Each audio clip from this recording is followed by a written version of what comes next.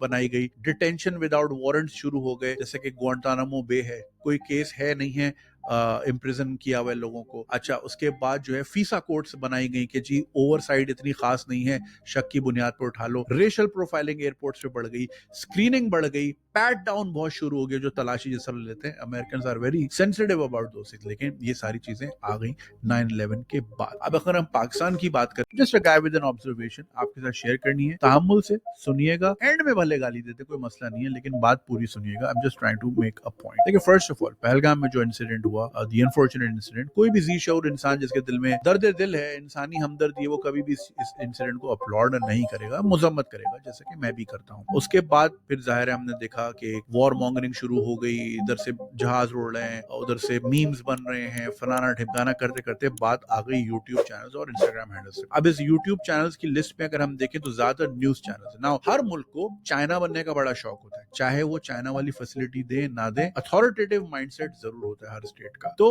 News channels को ban करना समझ आता है, क्योंकि वो नैरेटिव कंट्रोल करना चाहते हैं कि दूसरे मुल्क की बात ना सुन ले, बस हम जो बता रहे हैं वही सुने। यहां तक तो बात समझ आती है, बट कुछ ऐसे भी चैनल्स हैं जो कि नॉन पॉलिटिकल है, जैसे कि इफ्फी और वासे, उनका तो कोई लेना देना नहीं। हानिया आमिर, मायरा खान एक इंडियन फिल्म में आ चुकी है। हानिया आमिर की अपेरेंटली एक फिल्म दिलजीत दोसांझ के साथ बन रही थी। जो चीज समझ आ रही है other than the news channels, ये वो चैनल्स या वो इंस्टाग्राम हैंडल्स ब्लॉक किए गए हैं जो सीमिंगली इंडिया में ज्यादा पॉपुलर थे, और एक वो बनाया जाता है कि जी इंडिया से इतने पैसे कमा रहे हैं तो इनकी तो दुकान जरा बंद करो। और यही वजह है कि मेरे तीनों चैनल बैन नहीं हुए। तो पाकिस्तान में जो लोग बोलते हैं जी इंडियन ऑडियंस को खुश करते हो और इंडिया से पैसा कमाते हो, अगर ऐसा होता तो मेरा एक नहीं, दो नहीं, तीनों चैनल बंद होते। तीनों में से कोई भी नहीं चल रहा है, शायद इस वीडियो के बाद बंद हो जाए। एनीवे, सो ये चीजें हो गई। अब ये बात कहां रुकेगी, क्योंकि control, the worst thing about control is it's never enough. Now मैं आपके साथ एक बात शेयर करता हूं, थोड़ा सा पीछे लेके चलते हैं। देखिए, कुछ मुल्क जो हैं वो प्रॉब्लम्स क्रिएट खुद करते हैं ताकि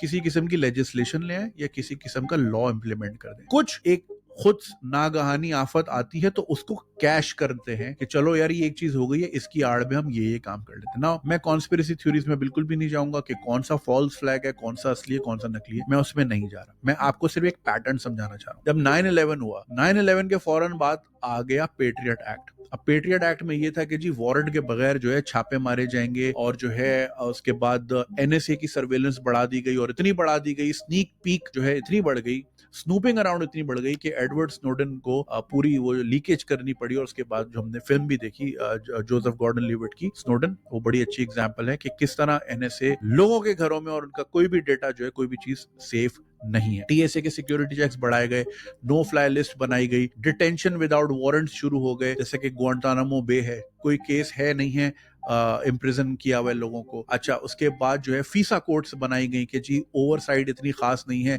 शक की बुनियाद पर उठा लो। रेशियल प्रोफाइलिंग एयरपोर्ट्स पे बढ़ गई, स्क्रीनिंग बढ़ गई, पैट डाउन बहुत शुरू हो गया, जो तलाशी जैसा लेते हैं। American are very sensitive about those things, लेकिन ये सारी चीजें आ गई 9/11 के बाद। अब अगर हम पाकिस्तान की बात करें तो हमें भी चाइना बनने का बहुत शौक है। अगेन, फैसिलिटीज दे ना दे, वी हैव ग्रेट सोल्यूशन। 2009 में कराची में एक वाकया होता है, मुहर्रम का प्रोसेशन था, जुलूस था, उसमें मासूम जाने जाया होती। उस वक्त के जो हमारे मरहूम इंटीरियर मिनिस्टर थे, he came up with the brightest idea. Rather than वो फोकस करते कि ये हेटफुल कंटेंट कहां पढ़ाया जा रहा है, किन मदारिस में, क्या ये सोच कहां से बनी है, रादर देन वो उसके पीछे जाते, उन्होंने सोचा कि चूंकि ये बॉम्ब जो है ये फोन से एक्टिवेट होते हैं, आपने फिल्मों में देखा होगा कि जी बम के साथ फोन बांधा होता है, उस पर कॉल करो तो बम फट जाता है, तो हम आशूरा वाले दिन फोन ही बंद कर देंगे, हम जो है फोन लाइंस ही बंद कर देंगे। और जब चूंकि एक इंसिडेंट हो चुका था और लोगों ने बोला कि हाँ अगर यही सोल्यूशन है तो ठीक है, अब उस बात को 16 साल हो गए और अभी हम मई के महीने में हैं, जुलाई में फिर मुहर्रम होगा और आप देख सकते हैं इस साल भी यही होगा। हम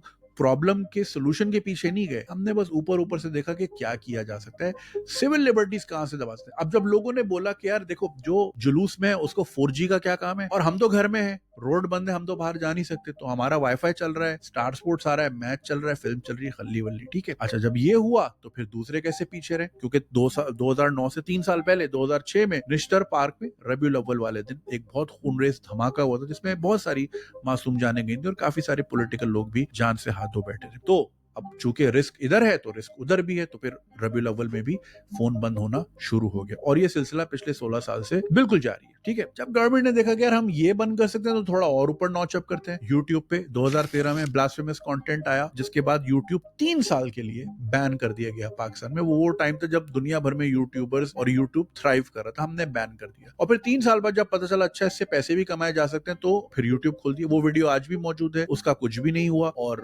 चल रहा है सब कुछ। टिकटॉक पे बैन लगाया गया ये कह के कि जी फहाशी फैलाई जाती है। जिस अगस्त के महीने में टिकटॉक बैन हुआ, उसी फॉलोइंग फरवरी में आपके मुल्क के सबसे बड़ा ग्रैंड इवेंट पीएसएल का वो one of the biggest sponsor था। ये 2-3 सीजन पुरानी बात है, आप लोगों को याद होगी। तो हमें जो है ना ये बैनिंग का शौक है और हमें आहिस्ता आहिस्ता नॉचअप करते रहे। पहले एक दिन इंटरनेट बंद किया, फिर 9 और 10 मुहर्रम, फिर 8, 9 और 10 3 दिन बंद करने लग गए।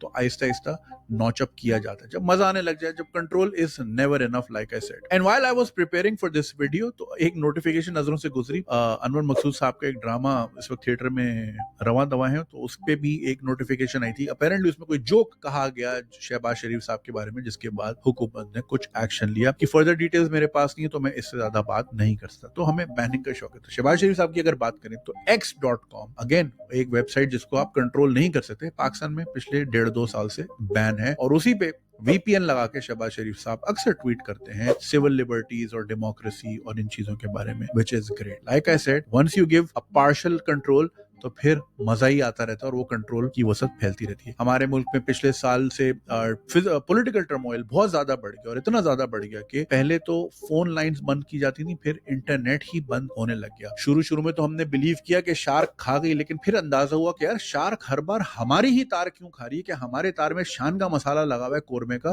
कि वो हर बार हमारी ही तार काट रही। तो फिर समझ आ गई कि इंटरनेट बंद किया जाता है। और अभी कुछ अरसे पहले 4 दिन, 5 दिन और कुछ शहरों में तो 7 दिन तक इंटरनेट नहीं था। इमेजिन आज की दुनिया में, आज के इस ग्लोबल विलेज में आपके पास इंटरनेट ना हो, आप बिल्कुल अपाहिज होकर रह जाते हो। Because you give up control once, you end up giving it again and again.